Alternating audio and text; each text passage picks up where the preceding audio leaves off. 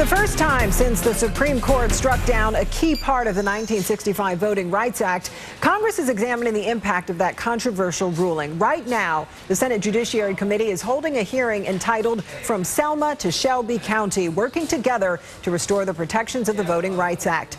Among the witnesses, Georgia Congressman John Lewis, who was among those beaten by state troops on what became known as Bloody Sunday during the 1965 march from Selma to Montgomery, Alabama. The day of the Supreme Court decision broke my heart. It made me want to cry. I felt like saying, come and walk in the shoes of people who tried to register, tried to vote, but did not live to see the passage of the Voting Rights Act. Testifying with Congressman Lewis, Republican Congressman Jim Sensenbrenner, who chaired the House Judiciary Committee when Congress last reauthorized the Voting Rights Act in 2006. As the leading democracy in the world, the United States should work to keep voting free, fair, and accessible. And that's why the Voting Rights Act is so important. It makes sure that every citizen, regardless of our race, has an equal opportunity to have a say and to participate in our great democracy.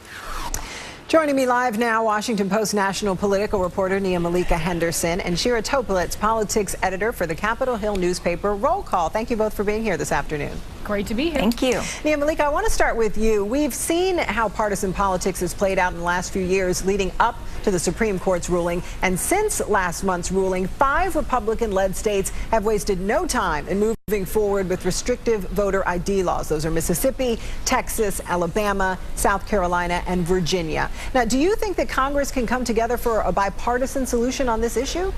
Well, I think the takeaway from today's hearing is that you do have bipartisan testimony there out of the House. John Lewis on the one hand and Sensenbrenner out of Wisconsin on the other. That is what people are looking at, what's going to happen in the House. But really, I think the focus should certainly be on those southern states. If you flash back to the 1970s, during those initial discussions about reauthorizing the Voting Rights Act, the discussion was all about the South, and there was some argument that maybe the Voting Rights Act should apply nationally to every state, but of course it ended up being reauthorized in the way that it was repealed in many ways by the Supreme Court. So I think you got to look at those southern states. You mentioned those and those representatives there. You look at a state, for instance, like South Carolina. It isn't only expanding voting ID laws; it's just making it difficult to vote. They are discussing in South Carolina a bill that would make it harder for disabled people to vote. That would essentially say, if you're disabled, you have to get a note from your doctor to get an absentee ballot.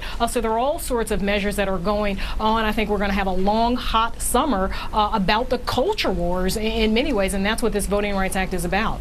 Now, you mentioned some of the signs of bipartisanship that we are seeing, but Shira, we've also seen Republicans lead the charge in the last few years on a lot of these new restrictive voter ID measures. So just where is the party going to go with this issue? Right, there's a lot riding on the Republican Party too at this point as the party tries to bring more minority voters and minority candidates into the fold. So they can't ignore this incredible debate we're having in our country over voting rights. That said, I don't think we should be so encouraged by seeing a Republican member and a Democratic House member at the same hearing on the Senate side. It's because if you look at the reality of the House Republican caucus right now, or even the House in general, it's very unlikely that they're going to pass, or that they could pass, another rubric that would serve as a substitute for Section 5 in the Voting Rights Act. Because what that would involve, essentially, is members voting for additional mandates to their states, for their own states to go through tests, or for their colleagues' states to go through certain tests. And Republicans especially are not inclined to impose those kinds of mandates on their states. I want to play what Attorney General Eric Holder said about the Supreme Court decision when he spoke yesterday at the NAACP convention in Orlando, Florida. Let's take a listen and we'll talk on the other side. This was a deeply disappointing and flawed decision.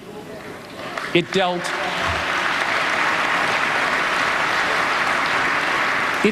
a serious setback to the cause of voting rights. These problems are real.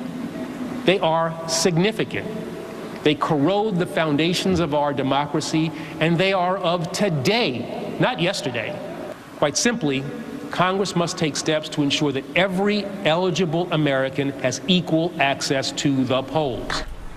So now it's in the hands of Congress. Nia Malika, how soon might Congress act to restore these protections? Well, I think from what we've seen of Congress over these last many months, they don't act quickly most of the time. But I think Shira is exactly right. This goes back to the question that the Republican Party has before it now. It's a party that is primarily a Southern party. At this point, it's becoming an older, whiter party. And those folks in the House primarily will have to ask themselves, what does this mean? Does this signal to minorities and signal to some members of the party who want to widen the base of the party? What do they do with this issue that is so important and resonates so deeply with minorities, including Latinos in the South? Those are the folks, if you look at where the growth of Latinos is, it's primarily in the South. So I think those Southern Republicans in the House are going to have some soul searching to do, and we'll see what they're inclined to do.